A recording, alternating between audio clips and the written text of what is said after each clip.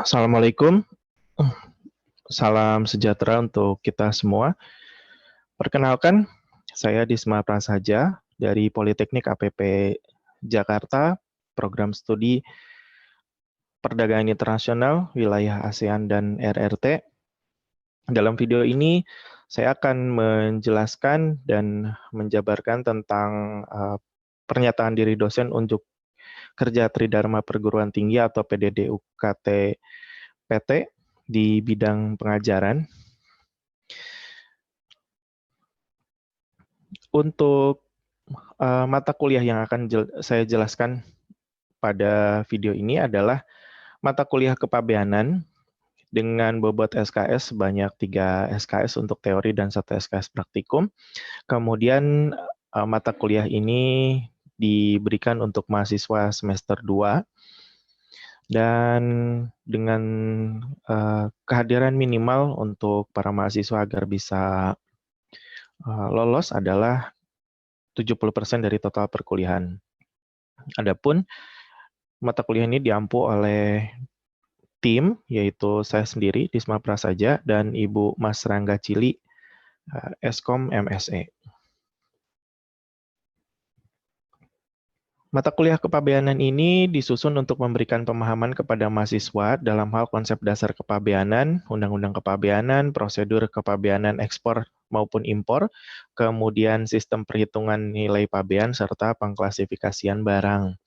Dengan capaian yang diharapkan yaitu memahami aturan-aturan kepabeanan yang berlaku, kemudian mampu mengidentifikasi proses pelaksanaan kepabeanan.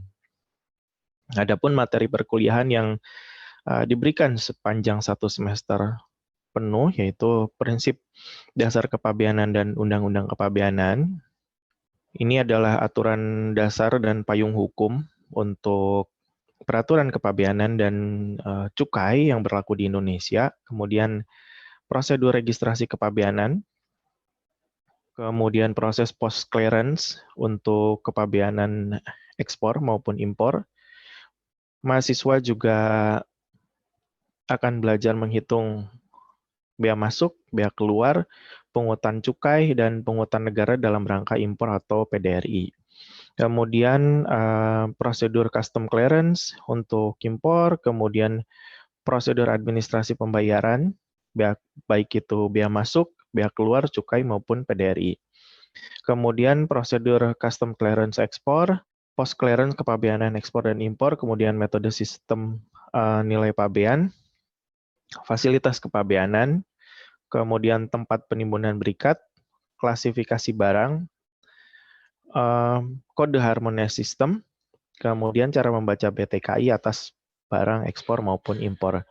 Dan terakhir itu tentang sanksi di bidang kepabeanan, kemudian ada keberatan, banding, dan pembayaran, jaminan, pengembalian bea masuk dalam bidang kepabeanan, seperti itu. Dan setelah pandemi ya, sistem pembelajaran di Prodi Perdagangan Internasional Wilayah ASEAN dan RRT di Politeknik APP Jakarta sekarang menggunakan sistem hybrid. Jadi sebagian ada yang bergilir, sebagian menggunakan media daring, kemudian sebagian lagi perkuliahan tatap muka seperti biasa. Untuk yang perkuliahan daring, kami menggunakan satu portal eLearn. Kemudian selain itu juga mahasiswa diberikan tugas dan diskusi kelompok. Khusus untuk di kepabeanan, kami memberikan tugas untuk mahasiswa bagaimana mereka berbagi pemahaman tentang bab-bab yang dipelajari, sehingga mereka menyampaikan kembali kepada teman-temannya dalam bentuk diskusi kelompok seperti itu. Dan masing-masing kelompok itu mendapatkan tugas untuk merangkum dan membedah dari bab yang ada di dalam proses pembelajaran. Untuk interaksi antara dosen dengan mahasiswa, saya menggunakan grup chat di aplikasi Telegram, dan itu diharapkan memang digunakan untuk berdiskusi, kemudian untuk bisa sharing berkas juga seperti itu. Kemudian yang tadi sudah saya sebutkan yaitu di portal e-learning, kemudian juga menggunakan media YouTube.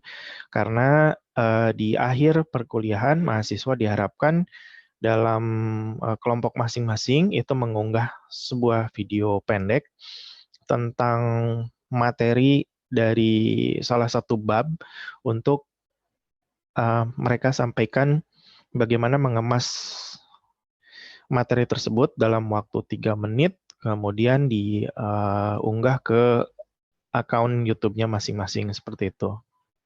Kemudian untuk penilaian dari mata kuliah kepabeanan ini, kami dari tim dosen menggunakan proporsi untuk tugas ini sebesar 20%, kemudian UTS ini sebesar 35%, dan terakhir nanti nilai dari UAS itu 45%. Baik, kemudian berikut ini adalah contoh video ketika saya sedang mengajar di kelas pada pertemuan ke-12, yaitu tentang HS Code, BTKI, dan klasifikasi barang. Oke, kita mulai aja ya. Bismillahirrahmanirrahim. Sudah absen semua? Ini masih ada yang merah-merah.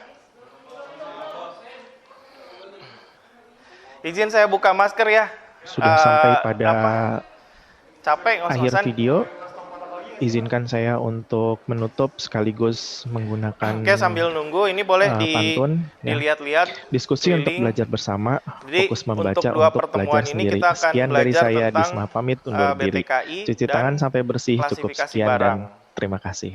Itu ya, dari HS Code sampai ke gimana caranya nanti kita menentukan nota klasifikasi barang.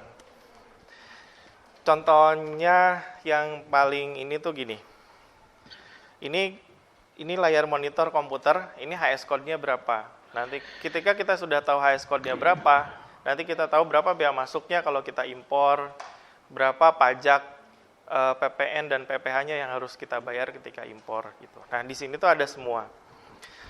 Yang saya share di ini itu yang ada yang terbaru tahun 2022. Yang saya punya ini edisi tahun 2017.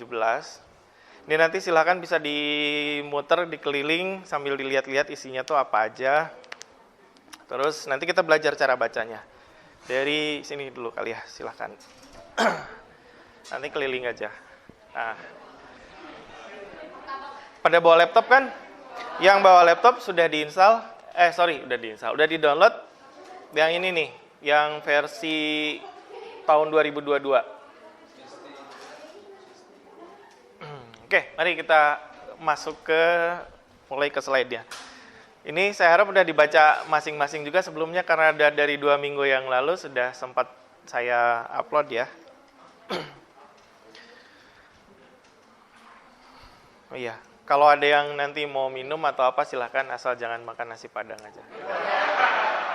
Bebas aja. Terus kalau ada yang mau tanyakan, ditanyain langsung aja. Kalau ditunda nanti takutnya lupa. Tuh, oke. Nah, ketika kita bicara tentang klasifikasi barang, ada 4 hal yang akan kita coba pelajari. Pertama, dari mulai harmonize sistemnya itu sendiri, bagaimana sejarahnya sampai diberlakukan. Kemudian yang kedua, kita bicara tentang BTKI, itu yang tadi sebagian sudah lihat. Buku Tarif Kepabeanan Indonesia. Edisi terbaru sekarang sudah keluar yang tahun 2022, yang saya punya masih 2017. Dan sejauh ini revisinya setiap 5 tahun biasanya. Terakhir 2012, 2017, kemudian 2022. Dulu namanya bukan BTKI gitu ya, nanti kita lihat ada sejarahnya. Kemudian yang ketiga, ini mulai minggu depan kita coba, itu KUM-HS dan catatan. KUM-HS adalah ketentuan umum untuk menginterpretasikan HS. Yang keempat nanti ada teknik klasifikasi barang. Nah, di sini nanti kita akan membuat nota klasifikasi.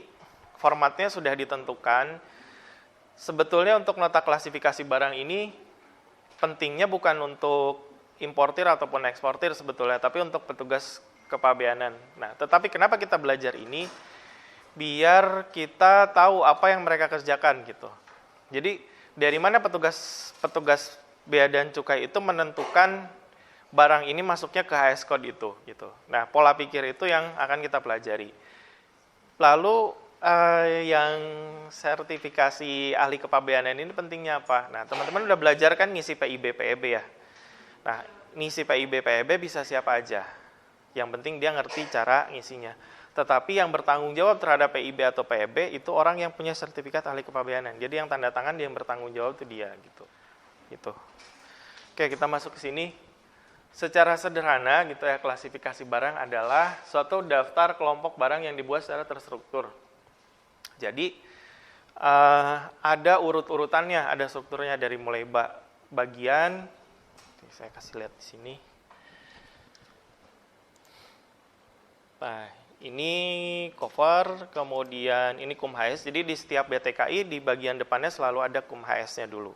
Ketentuan umum untuk menginterpretasi harmonized system. Ini kita bahas minggu depan aja, tapi oke, sekilas gini. Kalau kemarin kan sudah belajar sistem nilai pabean ya? Masih ingat nggak? Ada 6. Ya, ada metode 1, metode 2, 3, sampai 6. Nah, kalau metode di sistem nilai pabean itu harus digunakan kan berurutan ya. Sistem metode 1 itu yang jual beli, jadi self assessment. Metode 2 sampai metode 6 itu yang official assessment. Kalau ini tidak harus berurutan digunakannya. Ketika kita mau menginterpretasikan barang ini masuk ke HS yang mana, itu bisa kalau 1 masuk boleh, 2, 3, jadi bisa double-double juga. Biasanya yang sering dipakai itu 1 dan 5, yang paling sering masuk. Nah, kenapa ini dibikin? Karena biar nanti kita latihan, jadi ada satu barang itu bisa kita bayangkan dia bisa masuk ke beberapa HS gitu. Nah, kita balikin lagi ke KUM HS-nya, oh ternyata ini lebih cocok di HS yang ini. HS ini mulai dibikin sebetulnya dari sejak 1983, saya juga masih piyik gitu, baru lahir juga kayaknya. Oleh World Customs Organization, jadi organisasi tingkat dunia untuk bea cukai. Jadi bea cukai seluruh dunia dia bersepakat untuk membuat sebuah sistem yaitu HS yang diberlakukan secara internasional 5 tahun kemudian, tahun 88. Kenapa mereka bersepakat untuk bikin? Karena misalnya gini. Ini ada orang Jawa, ada orang Sunda kan pasti kan? Ya. Tahu gedang? Gedang. Nah, orang Jawa pasti taunya gedang itu pisang. Orang Sunda taunya pepaya. Kalau dari bahasa itu akan bikin jadi aneh kan. Di bayangan orang bendanya ini, kebayang aja saya beli gedang mau bikin pisang goreng, ternyata yang datang malah pepaya gitu. Nah, ini baru bahasa Indonesia, belum lagi kalau bahasanya bahasa Afrika misalnya, belum bahasa Thailand lagi aneh-aneh gitu. Nah, kalau kita ekspor impor menggunakan kode HS, itu insya Allah semua negara untuk 4 digit pertama itu akan sama. Gitu. Jadi kalau kita bilang HS-nya 0101, kita bilang di Indonesia sama di Amerika, mereka punya bayangan bahwa bendanya adalah ini. Gitu. Ya. Nah.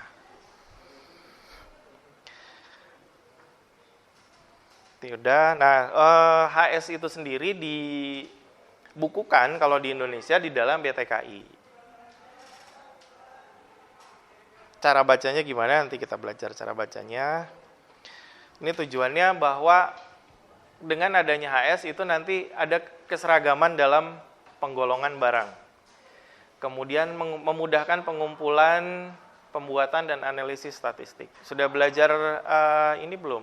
Asesmen pasar? Belum ya, mungkin nanti semester depan. Kita kalau mau jualan barang ke luar negeri gimana? Nggak tahu kan siapa yang mau beli, nggak tahu mau ke negara mana misalnya kan gitu ya. Nah, statistik itu kita akan memudahkan. Misalnya kita cari, oh ternyata di Afrika Selatan, misalnya barang ini tuh nggak ada, tetapi secara kebutuhan cukup tinggi di sana. Nah, berarti kan ada peluang kita untuk jualan barang itu ke sana kan gitu. Nah, kalau kita carinya dengan nama barangnya ya balik lagi tadi itu, bisa jadi interpretasinya beda-beda. Tetapi kalau dengan HS code sekian, itu dimanapun kalau dia sudah menganut ke HS ini dia pasti sama. Biasanya untuk tingkat perdagangan dunia itu 4 digit pertama aja, 4 digit pertama yang wajib. Nanti yang berikutnya itu mungkin beda-beda dikit nggak apa-apa.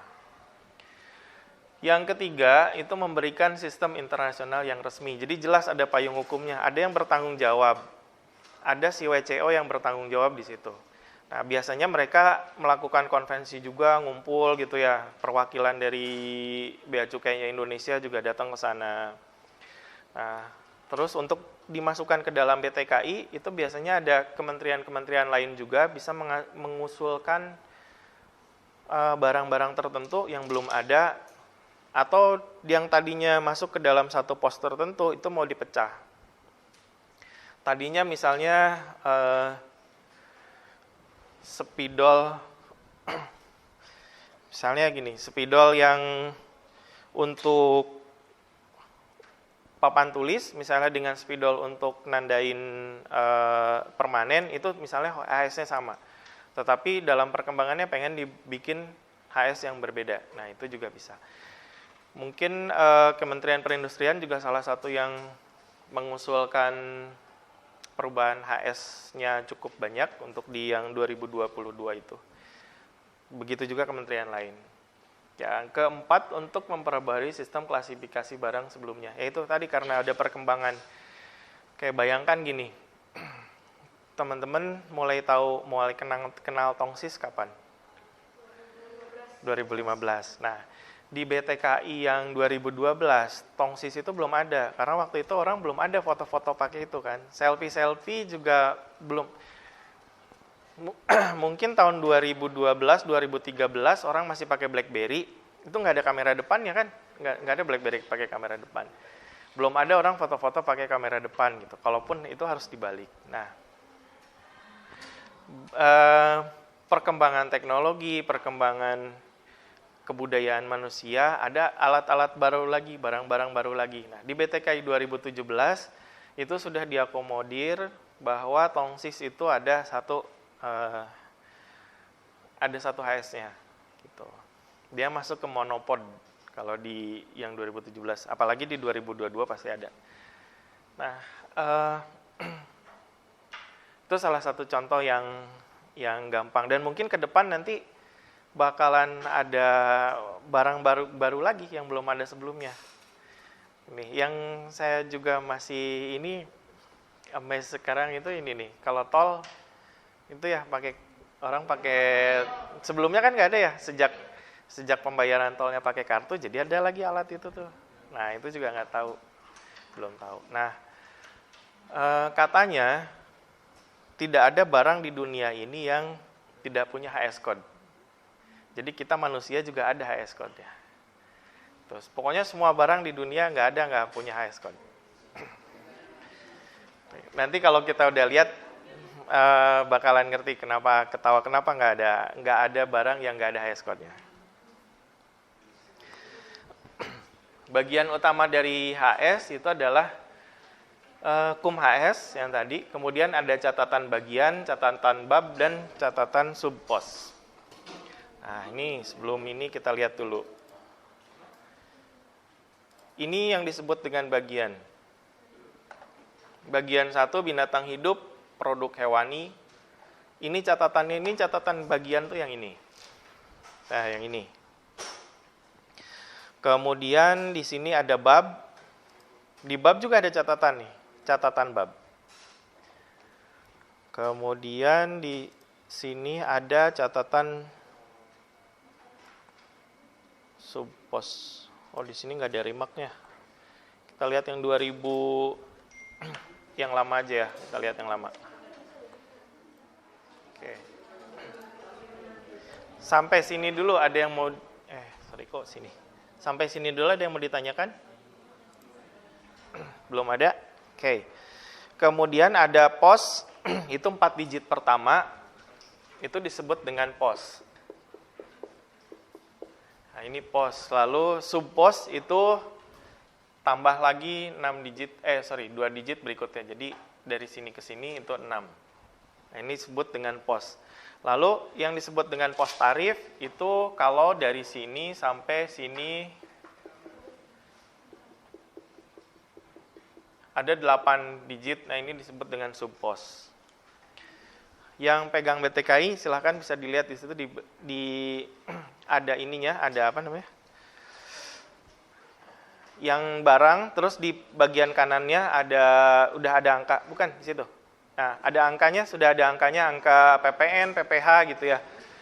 Nah, yang keterangan ada PPN, PPH-nya, ada bea masuknya, bea keluar, itu sudah sudah pos tarif namanya. Ya. Yang 8 digit pos tarif sini, pos tarif. Yang 6 ini subpos. Yang 4 digit pertama pos. Ya.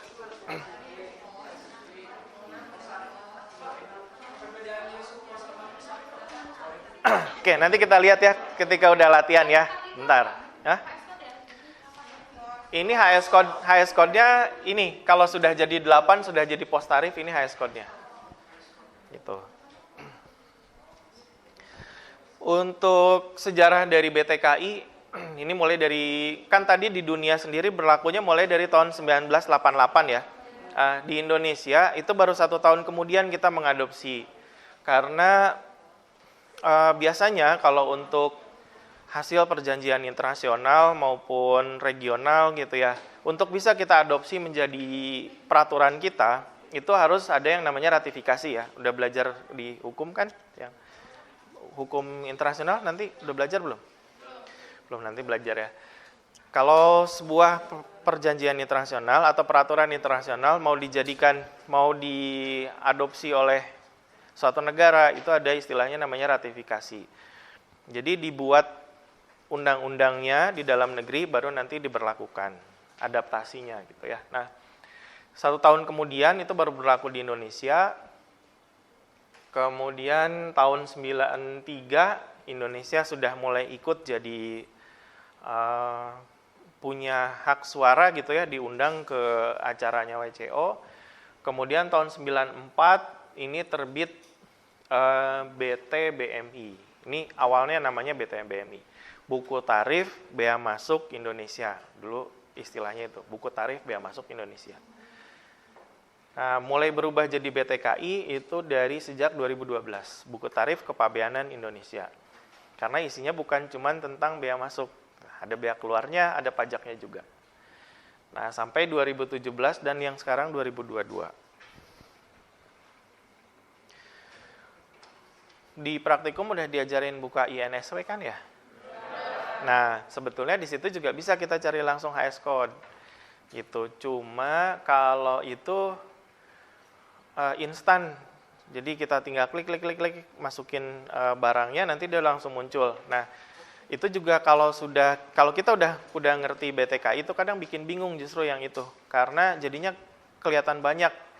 Nah, kelihatan banyak terus kita nggak bisa lihat di dalam pos yang 4 digit ini ada berapa subposnya untuk bisa kita bandingkan gitu. Nah, kalau kita lihat dari BTKI-nya langsung itu lebih valid gitu ya. Nah, lebih amannya sih kita cari HS code-nya di BTKI, habis itu cari aturannya kita masukkan di INSW. Jadi kita udah fix nomornya tuh mau yang ini gitu. Yang kedua, ini urut-urutan dari BTKI, ada pos, subpos, pos tarif, kemudian uraian barang dalam bahasa Indonesia, dalam bahasa Inggris, dan ada pembebanan tarif bea masuk, bea keluar, PPN, PPNBM, dan lain-lain.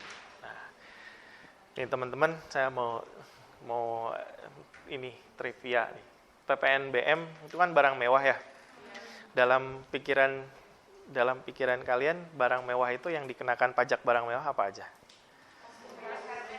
Tas, mobil, apalagi motor, jam Rolex gitu ya.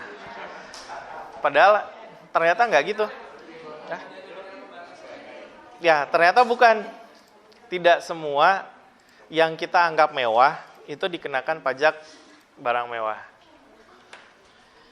Ini intermezzo aja ya, pengetahuan.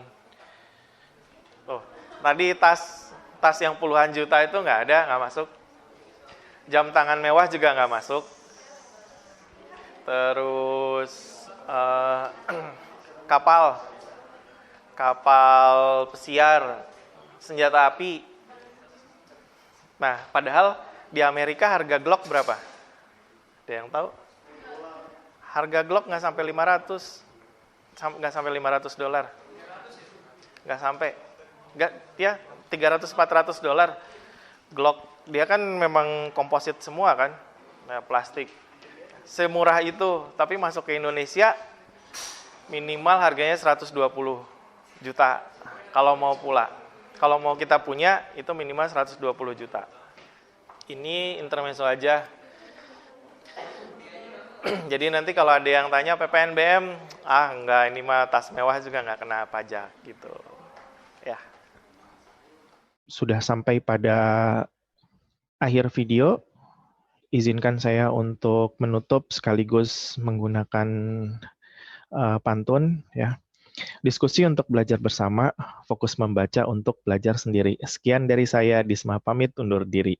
Cuci tangan sampai bersih, cukup sekian dan terima kasih.